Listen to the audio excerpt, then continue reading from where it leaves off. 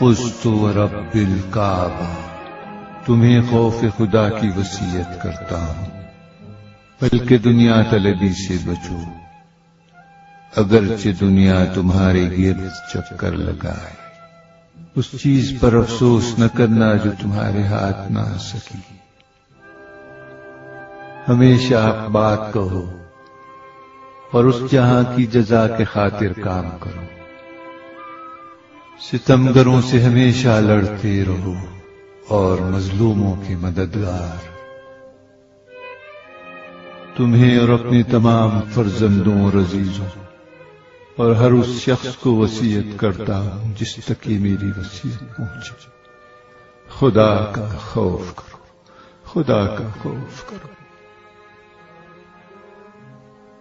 اپنے کاموں کو منظم رکھو اور ایک دوسرے کے درمیان صلح اور آشتی سے کام لو، کیونکہ میں نے تمہارے جد صلی اللہ علیہ وآلہ وسلم سے سنا کہ فرمایا لوگوں کے درمیان صلح کروانا سالوں کی نماز اور روزے سے بہتر ہے۔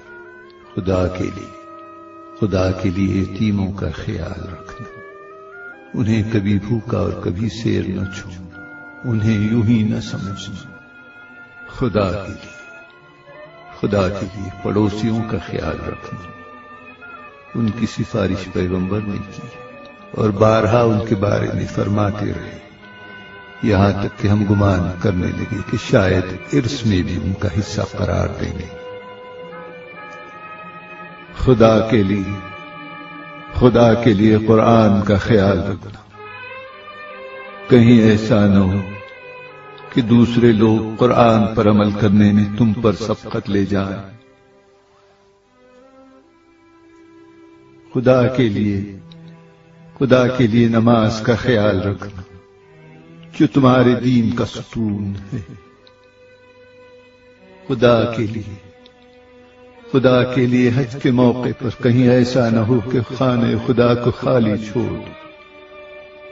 جتنے دن بھی اس دنیا میں ہو، اگر بیت اللہ کی حرمت کا خیال نہ رکھا تو سخت عذاب میں مبتلا ہو جاؤ گے۔ خدا کے لیے راہ خدا میں اپنے نام و جان و زبان کے ذریعے جہاد کرتے رہنا اور تم پر آپس میں مل کر رہنا اور ایک دوسرے کو معاف کرنا ضروری قرار دیتا ہوں۔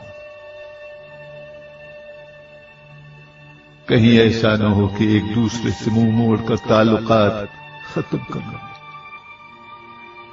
امر بالمعروف و نہی عن المنکر کو ترک مت کر دینا،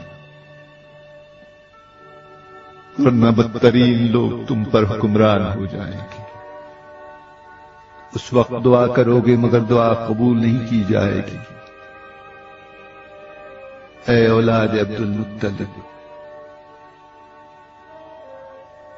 میں مسلمانوں کے خون میں تمہارے ہاتھوں کو آلودہ نہ دیکھوں۔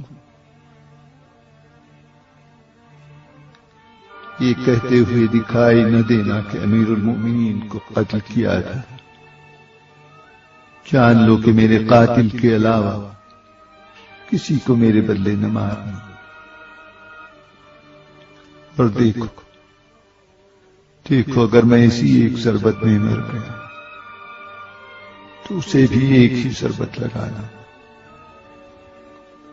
اور اس کے ہاتھ، پیر اور دیگر اعضاء کو نہ کاٹنا،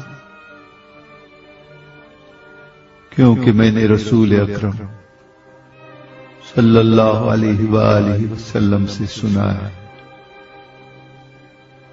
کہ مردہ کے اعضاء و جوارح کو مت کاٹو، اگرچہ وہ مردہ کسی پاگل کتے کا ہی کیوں نہ ہو۔